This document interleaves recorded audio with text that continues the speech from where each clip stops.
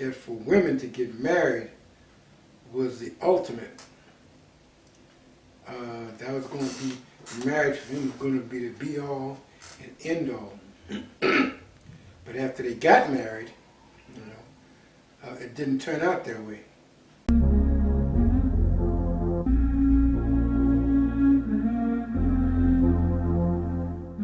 Welcome to Talk with Pops. This is our second official episode. We're going to have a discussion today basically about male-female relationships and marriage. It's going to be 8 pretty detailed questions that we're going to discuss today, and I'm excited to hear from our pops. We've talked about this in various ways over the years, but it's going to be nice to get like some formal questions out to you to see what you have to say. And this is if he doesn't fall asleep. All right, so first question. Pop, can you share with me or discuss with me the current relationship or marriage crisis that's happening today from your opinion? In your opinion. The marriage crisis here today, especially in America, is that the roles have changed and attitudes have changed, mostly on the part of females. Relationships today, expectations today in marriage is not fulfilling the expectations of many females. The image of getting married earlier, say 30, 40 years ago, that for women to get married was the ultimate. That was going to be, marriage for them was going to be the be-all and end-all. But after they got married, it didn't turn out that way. Say 30, 40 years ago, when the women stayed at home, caretakers and homemakers, it was pretty much settled. It was expected of the man, the male chief of household, to go out and take care of his family. Get a job, good paying job, or job where his wife could stay home and he could take care of her and the family. Well, that was all right, say up until about 40 years ago. It didn't change. Like I say, the women's attitude changed. A lot of the women's changed because they've seen what their mothers had gone through when they were young and growing up. Because in many of the marriages, the wives were abused. Thinking that that was part of being married. And the change of attitude among women, most women, like I say all of them, the change of attitude between a lot of the women is that they weren't going to put up with that anymore. They were going to put up with the abuse, the sexual abuse, and the psychological and verbal abuse that they'd be getting from their husbands. And they didn't like that. And that's what started the rumble, you might say, in the marriage relationships. And especially in the part of when the women, females, come into a hardship or come into a attitude on the part of the man that he's boss, physically, not only mentally and psychologically, but physically, when he would treat his wife as a servant rather than a helpmate. And a lot of the women experiencing that with their former marriage, watching their parents and their mother go through that, have decided that they don't want to go through that kind of relationship anymore. And they won't want to tolerate it anymore.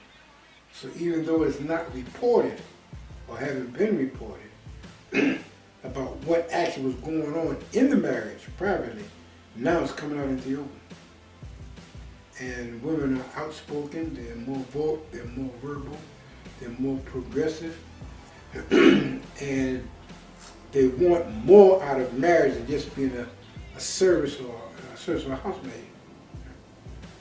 And now they want the chores to be shared at the very least, such as raising the kids, going out places, taking care of family, for a simple thing like taking out the garbage. Before it was expected of the woman to take out the trash, to take out the garbage. Now they're saying half and half. The women's saying half the time they'll take out the garbage, the other half the time the husband take out the garbage. Well, that comes to the husband and the male as an affront or as a shock, because his attitude is he's not supposed to do that. That's the wife's job, but she can do that. And like washing the dishes. Many women in the past, it was expected of them not only to clean house and to serve dinner, but also to wash dishes. Those simple things like that. Well, now the women, the wives, want the husband to take part in that. Because sometimes she might not be feeling good, she might be sick or down and out, and she don't feel like taking care of the dishes or taking care of the kids all the time. She wants the husband to take part in that.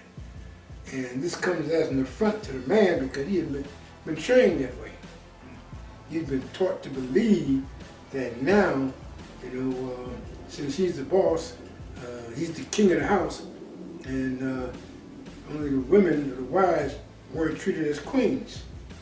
So on that note, on that attitude has changed. And that attitude has changed, has been changing, started to change about a good 40 years ago. But it's in full mode now. The attitude has changed about women, and marriage and their expectations.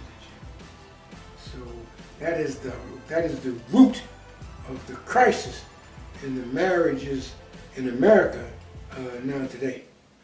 Regarding feminism, the traditional versus postmodern, e.g. the Me Too movement, what are your thoughts on that, just in general? Feminism. A prime example of that is a case of what's going on now today with the Supreme Court in states, southern states rights, with this abortion. Right. Okay. And here you have these male-controlled courts governing the states that don't want women to have their reproductive rights. Okay. And now, I think it's Maryland. That's one of the last southern states that only had one operating abortion clinic, and they're in the process of closing that down. And as the news of last week, the judge down there gave that court another 2 weeks to operate, and after 2 weeks, they're going to have to close down too. That means the women of Maryland, for those who want abortion, would not be able to get an abortion there in Maryland. Okay? And that's a hard thing for women to take, because after all, and there's no exceptions. Okay? Can't have no, they don't want them to have no, even if they've been raped. Okay? And even in incest, that's in-family rape and whatnot. So the women now, that's the last stronghold for those women down that way, especially we're talking now about the southern states. But they're trying to make this nationwide. And with the women's rights issue, their attitude, that they're becoming more adamant about that. See, how in the world how is a man going to tell a woman how to control her body? As opposed to like who she can have sex with. And if she don't have sex, and if she's raped, how is he going to, she got to carry on that baby anyway. Even it's against her pride, her being, her well-being, and if she's been raped by a man she don't know, and don't like, if she gets pregnant by that man, she has to carry forth that baby. And I can see the effect on that, because if she's raped by some dude who's obnoxious, another thing you have to take into consideration, like and that baby is born, whose genes is that baby carrying? Because as the baby grows up, a lot of these families now find that they can't handle the kids, or they can't control them. That's because the person who they married or who they got that baby from, those are his genes that's in that baby that's being raised. And that's what's giving them a hard time raising the kids.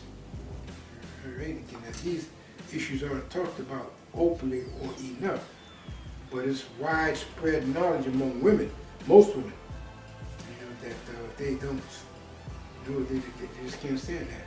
So now the women in the southern states who are living in these states that's curtailing, eliminating abortion, they're going to catch hell. Because one of the female senators was saying that, for women to carry on these carriages, carry on these, not marriage, but carry on these families and whatnot, and raising these babies, it was really a heavy set. Not only it's a heavy set on your mind, but like I said, you deal with families and the kids that you don't know who the genes are. If they are obnoxious genes from the man, who's taking advantage of her, see, those are the genes of the man. Her genes might be there, but his genes, more than likely, in most cases, are dominant. So when those genes, as the kid grows up, those genes start flourishing, start expressing themselves. And that's what causes a lot of friction in the family now. So that's one of the main things about this relationship and marriage. It's very delicate now, very delicate, and going forward. And another thing I was about to say, the women in these southern states, or in these states, Republican-controlled states, governors, it's going to be quite devastating for them. Because now, if they want an abortion, they got to leave the South, period, and pick out some of the states out in the Midwest, or come back into the East, where the abortions are less lenient, or more lenient than that. So, coming pretty rough on the women forward. This, and another thing to bring about this election, 2020. And see, another reason why the women, as you notice, about 3 months ago now,